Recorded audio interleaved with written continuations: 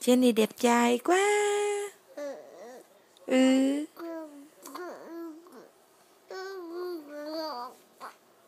Gì à?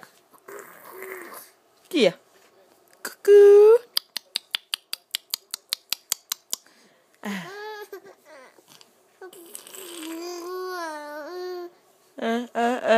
Sao vậy? Sao vậy? Ông ơi, bà ơi, Jenny mới bị cạo đầu. Đẹp trai quá. Đẹp trai quá. Mặt nó vô hình chặn á. Mặt nó giống ông cố nội á.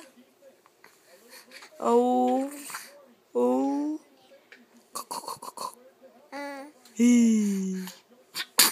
trời. Ôi trời. Ôi trời. Ôi trời. Chà. Chua.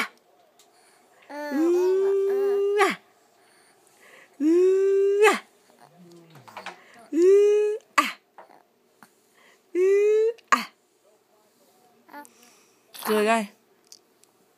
Cười.